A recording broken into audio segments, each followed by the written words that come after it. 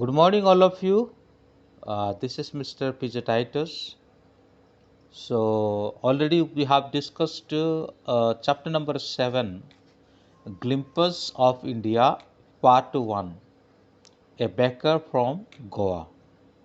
And today we will discuss about Krug, that is written by Lokesh Abrol. This is part 2. This is part 2.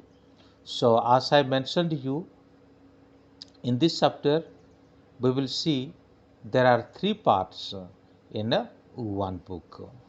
And now we will discuss about Krug.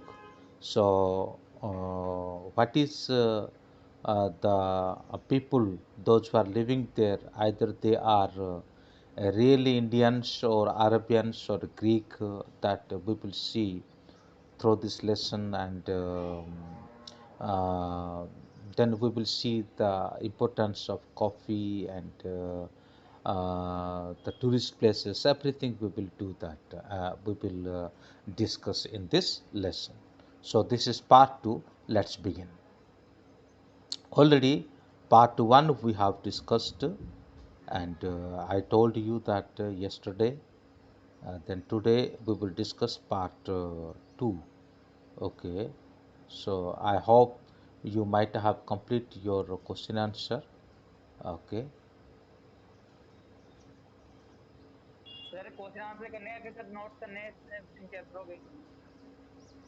question answer. Okay sir. पापा Okay. ये बोल रहा है ये ये बोल रहा है नहीं करूँ ना चल Okay, so this is the same chapter. Okay, so this is part 2, है ना? What is Krog? Krog is coffee country famous for its rainforest and species. ये क्रोक जो है ये एक कॉफ़ी कंट्री है और ख़ास करके अपने स्पीसीज के लिए, स्पाइसेस के लिए, स्पाइसेस के लिए, यस, स्पाइसेस के लिए ये फेमस है. Midway between Mysore and the coastal town of Mangalore site, a piece of heaven that must have different from the kingdom of God. तो मैसूर से लेकर के मैंगलोर तक के बीच में एक मिडवे आता है और इस मिडवे में एक ऐसा एक किंगडम आता है जो थोड़ा सा, जो हेवन से थोड़ा सा अलग है. This land of rolling hills is inhabited by a poor race of martial men, beautiful women and wild creature. तो इसमें, इस जो धरती में है ना, जो रोलिंग हिल्स, साथ ही साथ proud race of martial man है ना, और ब्यूटीफुल वुमेन, वाइल्ड क्रिएचर्स, ये सभी भरपूर रूप से हम क्या कर सकते हैं, यहाँ पे देख सकते हैं, है ना. भरपूर रूप से ये सभी चीज़ों का हम यहाँ से देख सकते हैं. क्रोक और Kodagu, the smallest district of Karnataka, ये एक छोटा सा डिस्ट्रिक्ट है कहाँ का, कर्नाटका का. Is home to evergreen rain forest. आपने ज्योग्राफी में पढ़ा होगा कि एवरग्रीन फॉरेस्ट का महत्व क्या होता है. तो ये एक एवरग्रीन फॉरेस्ट होता है. स्पाइसेस एंड कॉफ़ी प्लांटेशन, और साथ ही साथ यहाँ पे स्पाइसेस यानी मसाला, कॉफ़ी, इन सभी का प्लांटेशन होता है. Evergreen rain forest cover 30% of this district. जो एवरग्रीन फॉरेस्ट है, उस एवरग्रीन फॉरेस्ट इस डिस्ट्रिक्ट का करीब 30% को क्या करता है, कवर करता है.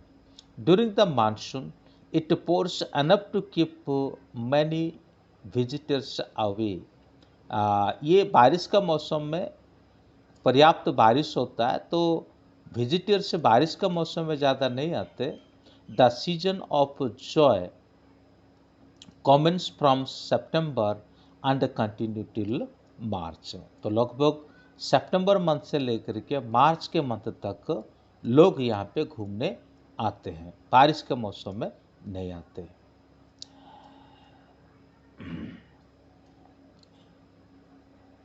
The weather is perfect with some shower thrown in for good measure।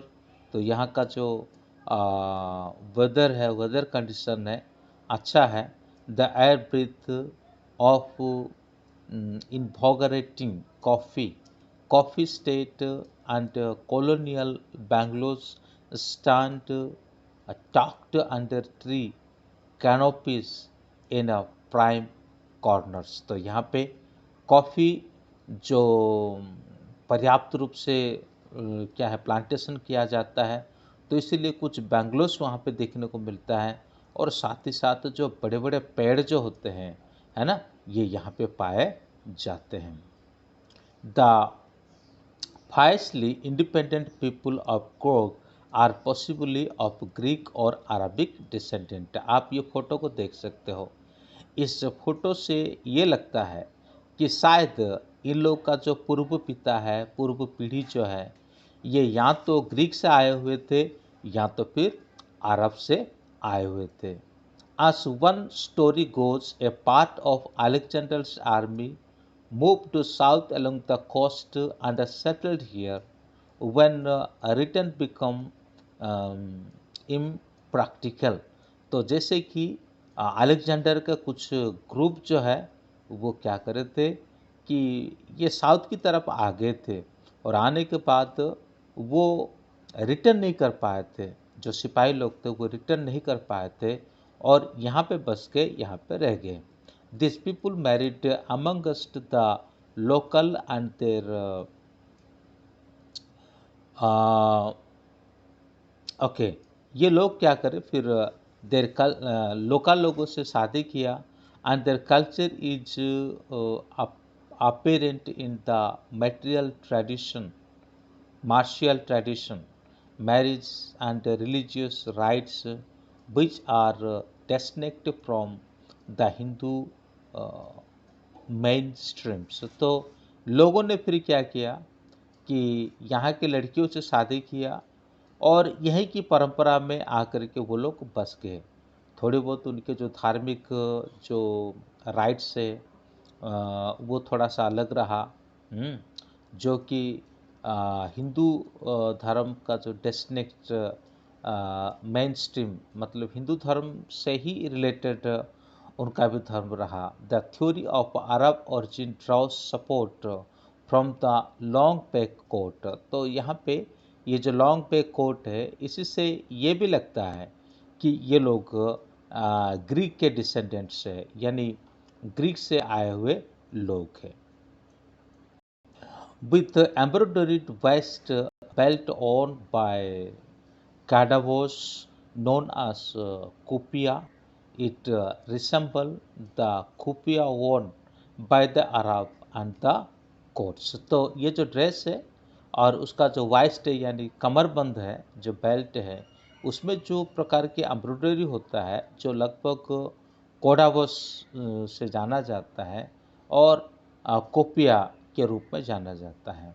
तो जो कोफिया खास करके अरब के लोगों पहनते हैं आज के समय पर भी, तो ये ड्रेस का समानता को देख करके शायद ये अरब से आए हुए ऐसा लग रहा है।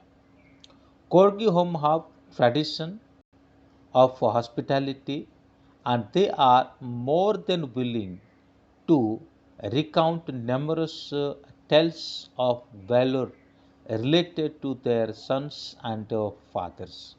इनके जो होम है और ख़ास करके बहुत tradition of hospitality, tradition of hospitality का मतलब ये हुआ, मतलब आदर योग्य है, जो भी आते हैं यहाँ ये सभी आदर करते हैं। उनके यहाँ पे बहुत सारे कहानी है।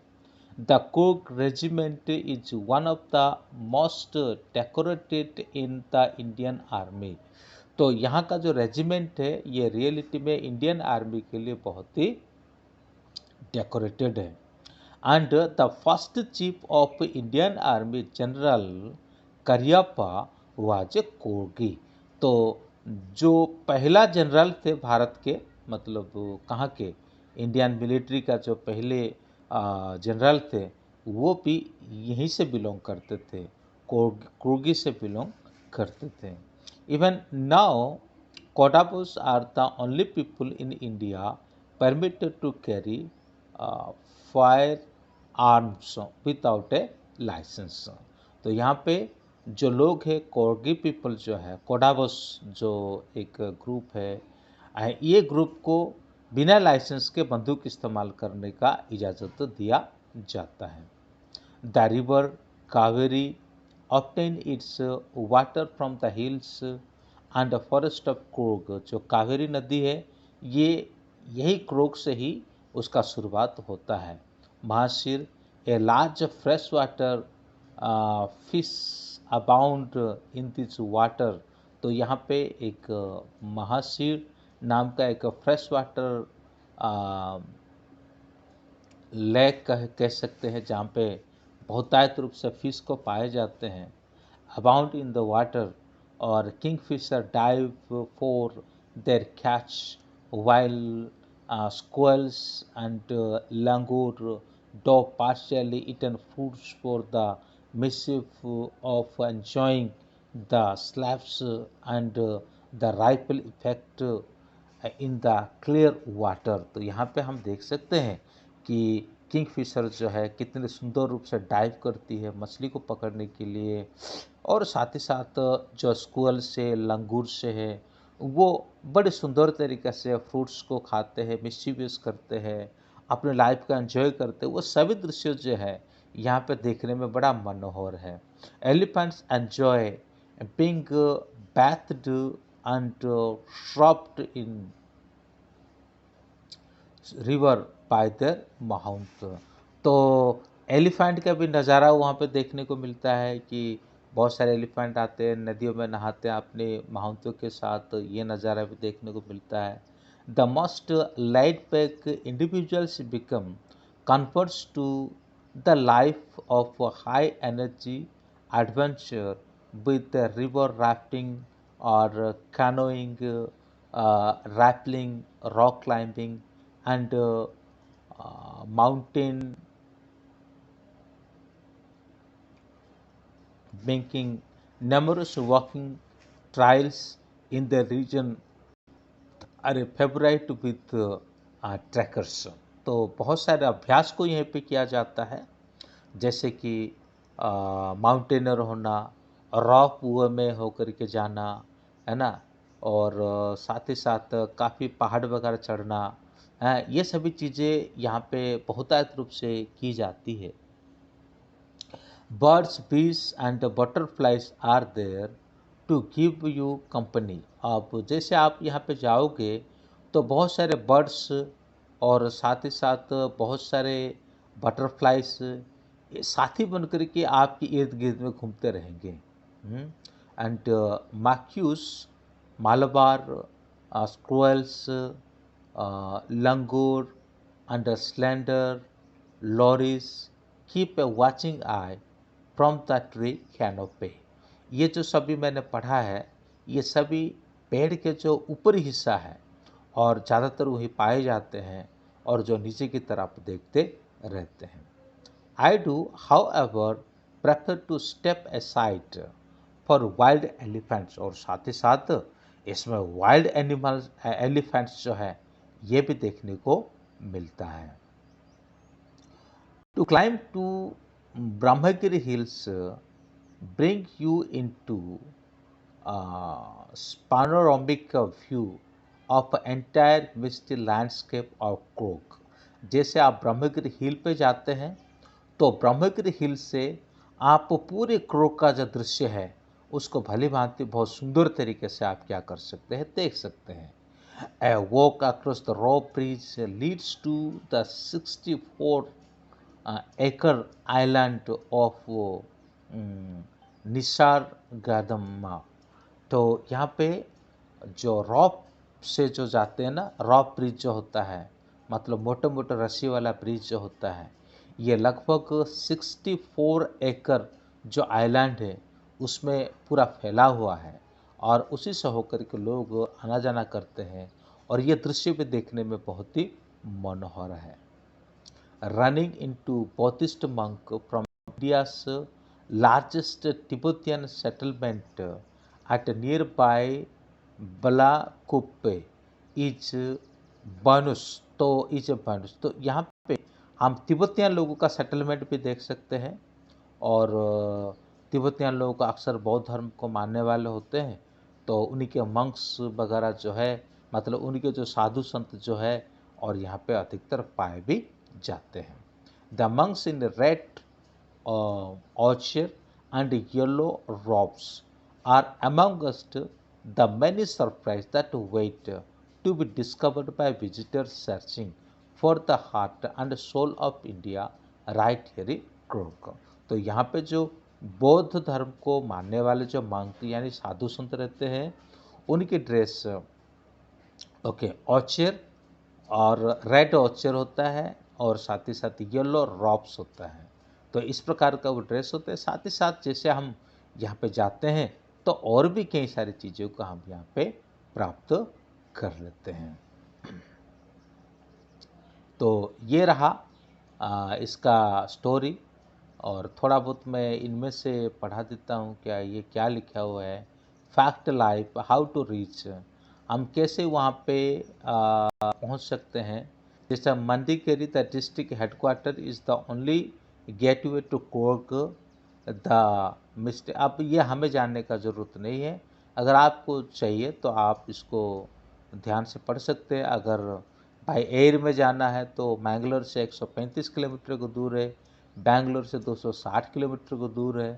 फ़्लाइट के द्वारा आप जा सकते हैं, मुंबई से जा सकते हैं और मैंगलोर से मुंबई से मैंगलोर जाएंगे, मैंगलोर से फिर इस तरह से आप अहमदाबाद से भी जा सकते हैं, चेन्नई से दिल्ली, गोवा, हैदराबाद, कोचिन, कोलकाता, मुंबई एंड पुणे, इन सभी से जा सकते हैं। अगर रेल के बारे में कहा जाए तो मैसूर और मैंगलोर एंड हासन ये यहाँ से जा सकते हैं। अब रोड की तरफ से जाते हैं तो बेंगलोर और मैसूर के बीच का एक हिस्सा है जो 250 से 60 किलोमीटर का अंतर में होगा। तो आज के वीडियो लेक्चर में इतना ही है, बस फिर मिलते हैं नेक्स्ट वीडियो में। इसलिए मैंने इस वीडियो का मतलब इस चैप्टर का नाम दे दिया ब्रेड, कॉफ़ी और चाय। ये तीनों नाम याद रह जाएगा तो आपको ये चैप्टर 7 भी बहुत अच्छी तरह से याद रह जाएगा। Thank you, may God bless you, have a good day.